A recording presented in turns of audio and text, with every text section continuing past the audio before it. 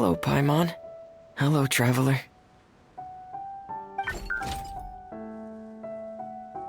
Is the crown ready? Yes, we're just waiting for Zuria now. She hasn't arrived yet. Then let's wait for her a little while. Or actually, maybe we can go find her. It's not too far from here anyway. Didn't she say she just lives on the hill over there? Hey, traveler, Paimon. Oh, and speaking of... Found you two at long last. I'm so glad that you both are all right. Huh? Why are you here, Miss Delaroche? And what could have happened to us? What could have happened? That water imp Thelxie, of course. After I gave you that commission the other day, I began to get worried and went asking about the boy that went missing. Oh, that? We've got it all figured out now. The boy you heard about was just Fremine. Even the missing fish was his fault. Don't worry, we'll help you get the fish back as soon as we're done with this job. Oh, sorry about that. I've been diving in the area recently. Huh? Fremine diving? No, that's not what happened at all. I've heard a completely different account. What I was told is that about a month ago, a child tied a bunch of heavy seashells onto his body and walked into this open stretch of water. He never came back. What could that be if not that water imp's work? Are you sure? 100% sure.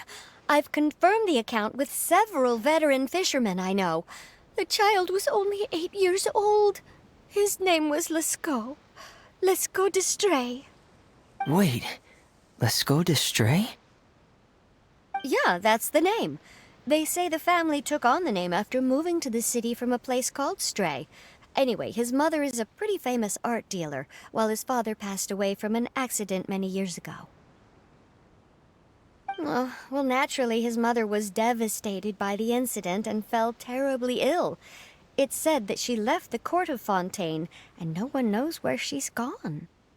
It can't be, right? Lescaut d'Estray? Zuria d'Estray? It must be some sort of a coincidence? I'm sorry, miss. We've got to go check on something right now. Oh, I see. Well, you go on ahead. I just came to make sure that you're both all right. I'll head back then. Please remember to take care.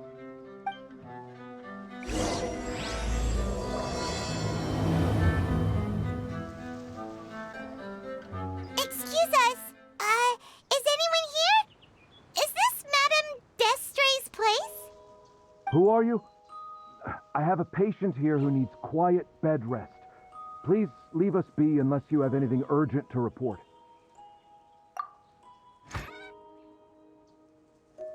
This is the residence of Zuria d'Estray, and I'm Jala Khan, her family doctor. What did you mean by your question just now? Who else could be my patient? Your patient should be Zuria's son, right? She told us herself that her son had contracted loneliness syndrome. No, you're right. Young Master Lescaut did have that illness once upon a time, but well, the young master's no longer with us. And now the Madame has come down with the same illness. Are you her friends, by any chance? Oh, so when she had requested time to go out over the past few days, it was so she could spend them with you.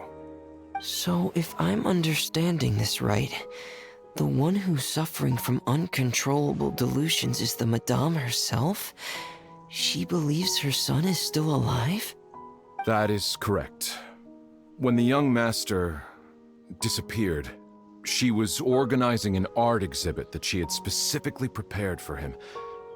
But since she had to leave the house, she was unable to see her son one last time. That might have been the trigger for her regret. Or perhaps the family's fall into loneliness and grief was inevitable as soon as the old master passed away. First the son, and then the mother. But how could that be? She really looked like she had a handle on everything. Her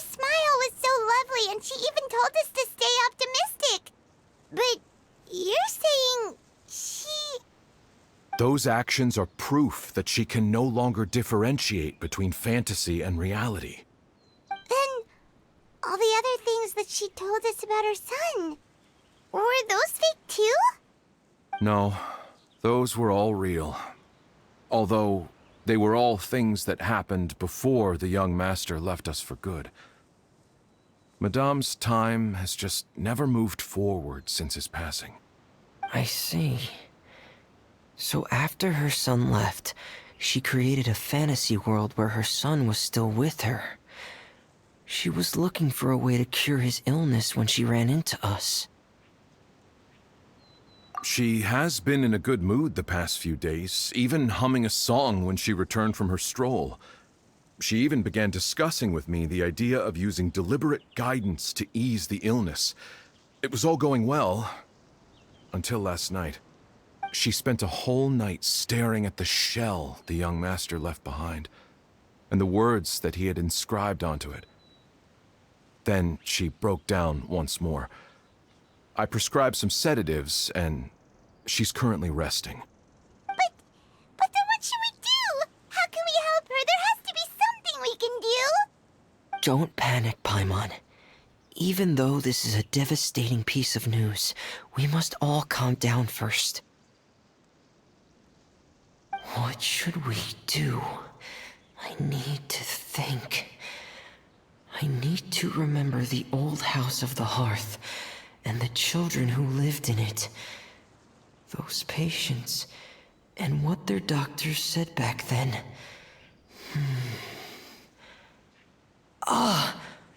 What if... Dr. Jalacan, have you seen a picture book? The Madame should have brought it back with her. Are you thinking about trying the guidance therapy she talked to me about before? It's worth a shot. I'll go get the book. Yes, this is it. That's right. If what Dr. Jalacan said was true, the past few days have been very helpful to Zuria, so we should complete this journey. We need to show her that her child has found a happy ending in the world of her dreams. But wouldn't that just make it harder for her to accept reality? One must first face reality before accepting it. The Madame has been crushed by her feelings of grief and can no longer bring herself to face reality. Our first priority would be to get her out of this state. Right.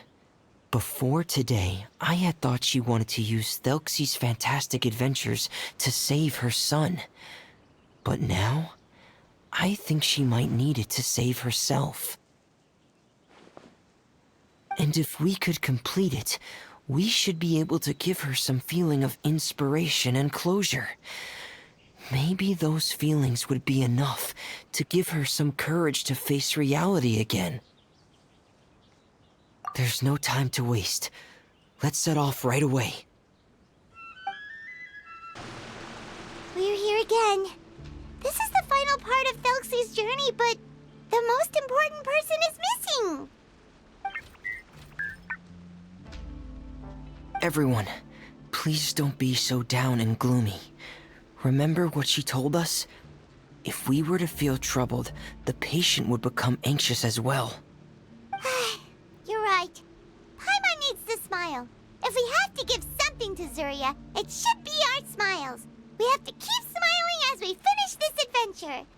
And then she'll be able to recover, right everyone? Yeah, I'm sure she will. Oh! Be careful, brave adventurers! Here come the evil monsters that stole the crown! They're... Cyclops! Watch out, everyone! They're coming at us again! There's no need to fear! Prince Thelxie looks stronger than ever today! He must be going all out!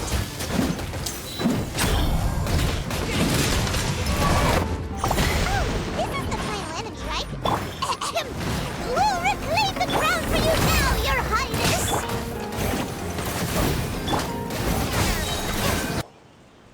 I'm sorry. I have to go. I made a promise to my friends, and I'm already very late. But, Madame, you're still... Don't try to stop me. Today's the most important day for treating Thelxie. We'll use the guidance method. Didn't you also say that you think it'd work? I'm not trying to stop you, Madame. It's just... Could you tell me the name of your child? Dr. Jalacan, how can you forget the name of your own patient? His name is Thelxie. He's the prince of the kingdom of water imps. We will go today to reclaim his crown and attend his coronation ceremony. I see. Madame, please rest assured, everything is still on schedule. Your friends have already departed to find... Wait, look. They've already returned. Zuria! Zuria! We've retrieved the crown! Paimon, everyone, have you really? Yes, but the coronation ceremony still hasn't taken place, because we felt like you should be the one to preside over it. Wonderful, how wonderful! Thelxie, my child, are you hearing this? Everything you lost will now come back to you, and soon, very soon, you will never be lonely again.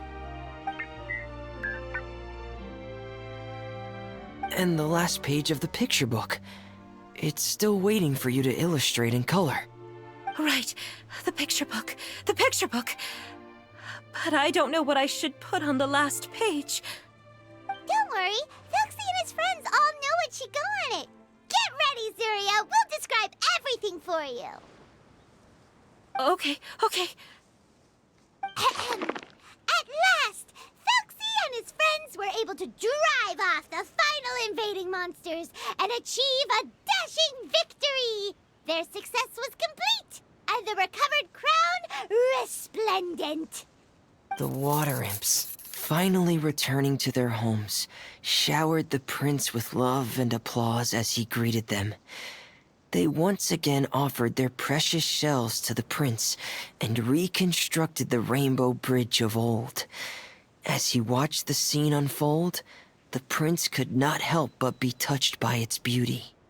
Moved by everyone's happiness, the prince stepped onto the rainbow bridge and took a good look at all the friends who had gone on the journey with him. There stood the traveler, Goddess Paimon, Fremine, and... Where's the last person? The prince looked frantically around, but could not find the person he wanted to see most. At that moment, the person suddenly appeared on the other side of the bridge. She walked towards him with a smile and slowly lifted her veil. The prince could not hold back his tears. He recognized then that the mysterious person that had been by his side the whole time was none other than his mother. Zuria walked across the bridge and placed the crown above the prince's head. She smiled down upon him as she said, "My prince, my king, you shall never, ever need to feel lonely again." That's the end of the story, Zuria. Thank you. Thank you all.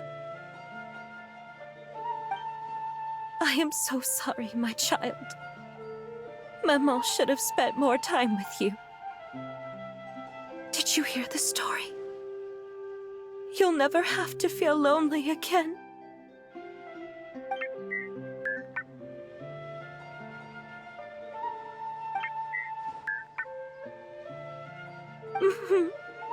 Maman loves you too. What's happening? Is Zuria talking to Thelxie? Quick, put on my diving helmet. There's a transcription module in it that's compatible with Thelxie's output signals. You should be able to use it to understand what Thelxie's saying.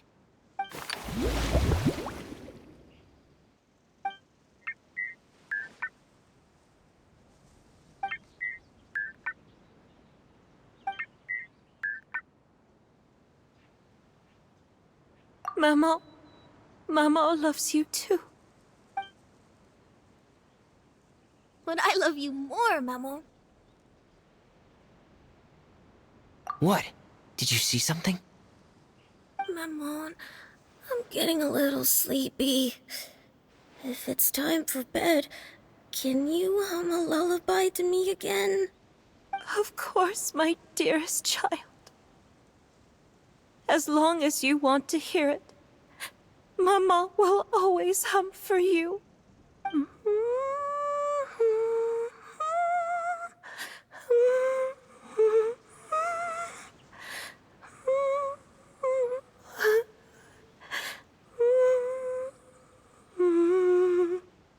Thank you, Maman.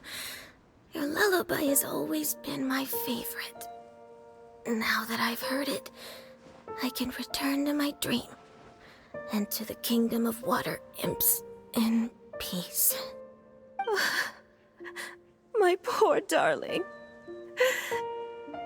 Please don't forget. I will always love you. My love is greater than the entire distance between here and the kingdom of water imps. I won't forget, Maman. And so is my love for you. Greater than the entire distance between here and the kingdom of water imps. Good night, Maman.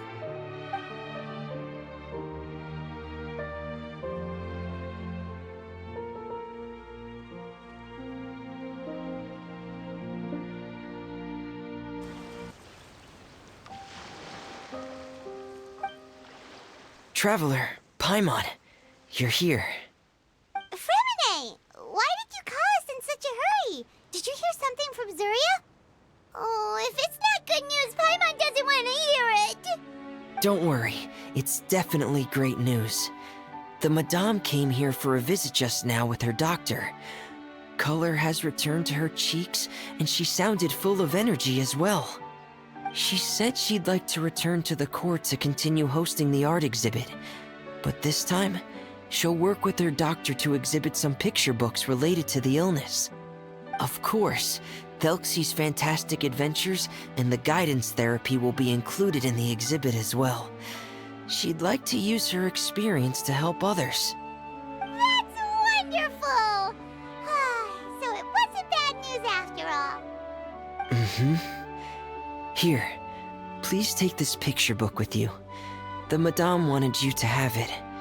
If, at some point in the future, you were to run into someone with similar troubles, she hopes the book would be of use to you. But this is her son's story, right? Is it really okay to give the book to us? Don't worry, it's just a copy. She still has the original. It's extremely important to her. Alright, then there's no problem. It feels good knowing we've contributed to something important. Paimon definitely didn't expect the fantasy adventure to be so useful. Paimon was a little worried about how everything would turn out. After all, fantasy is just fantasy. Paimon, do you know what the Madame said? She said that at the moment when she placed the crown on Thelxie's head, she felt like she really saw something beautiful. Her child had returned, and he told her that he loved her. She also said that was when she was finally able to bid farewell to her son. She felt like at that moment, she was healed by some mystical power, and she was filled with courage from head to toe. Oh, really? But could that just be another part of her fantasy? Perhaps. But if fantasy is just fantasy, and the fantasy world is not real, then how could it still grant us these powers that we can continue to use in the real world? But what else could it be? A descent of the fairy tale world into the real world. At that time, the wondrous fairy tale temporarily became reality and influenced real things in our world. That has to be what happened. You saw it too, didn't you? What? That can't be what happened, right? There's just no way. Wouldn't it be like a miracle if that really happened? Yes, I suppose that would be a miracle. I hope that everyone who's found themselves in a dark place would be able to see something beautiful and experience a miracle for themselves.